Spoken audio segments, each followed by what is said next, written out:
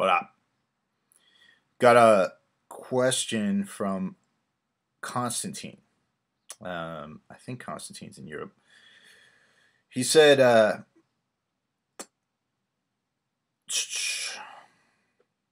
work out at 8 p.m. on weekdays and 5 p.m. on weekends for 2 hours at a time, 7 days a week. Between breakfast at 10 a.m. and my 7 p.m. pre-workout, I used to only consume around 30 grams of carbs from wholemeal bread, 20 grams of fats from peanut butter, and 60 grams of protein. I considered what you said about insulin sensitivity since I'm pretty sedentary during this period, and that's why I had low carbs. But recently I began to feel intensely hungry after 90 minutes after eating these meals, which was a sandwich split into two at 1 p.m. and 4 p.m. to the point that it was really uncomfortable. So I have recently doubled my intake to 60 grams of carbs and 40 grams of fat between this period.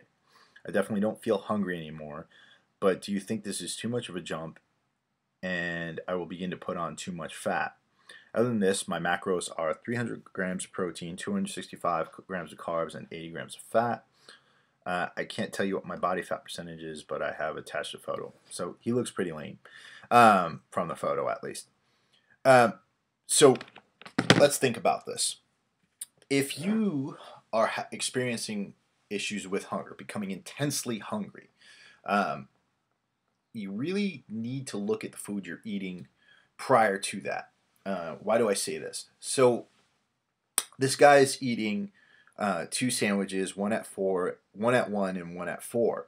He doesn't get hungry between those meals, but about 90 minutes after eating the last one, the 4 p.m. one, he gets intensely hungry to the point where he is so ravenous he can't handle it.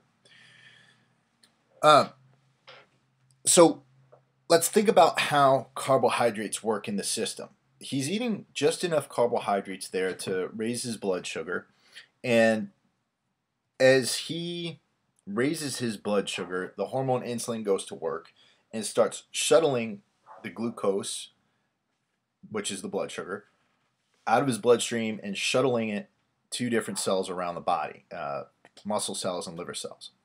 So once he does that, as that sugar, the glucose, gets depleted from the bloodstream, let's consider what happens. Well, what do you think happens? Your energy starts to drop, right? So about 90 minutes after you eat something like that, you're going to experience super energy during that 90-minute time period, or a good bit of energy. You'll feel normal. And then right after that, your energy is going to drop and you're going to get hungry again.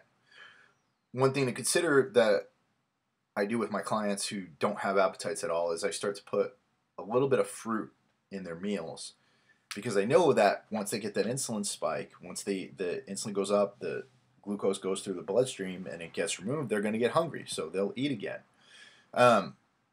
So if you're trying to go very low carb prior to workouts, what I would say is that you should go no carb prior to workouts, if you're going to go this route, because otherwise you're going to get super friggin' hungry and your energy's going to drop because of the small amount of carbs that you ate prior to the workout. On the other hand, if you save your carbs till after your workout, they'll be used as a glycogen replenishment tool. They'll be used to help to refuel your muscle cells and, of course, to go to your liver. And you won't get those kinds of hunger-derived energy drops that happen when you do eat small amounts of carbohydrates. So think about this. This is a very dumbed-down Barney-style version of a complex scientific process. But what I will tell you is that even if you eat small amounts of carbohydrates earlier in the day, even if they're very small, regardless of your insulin sensitivity, you are going to get ravenously hungry. You are going to get a good bit of an appetite, whether that's fruit, bread, or anything like that. Even whole meal bread, which is considered a complex carbohydrate, can do that to you. So if you got questions for me, hit me up at gettingtoshredded@gmail.com. check out my website, www.gettingtoshredded.com. And that's about it. Peace.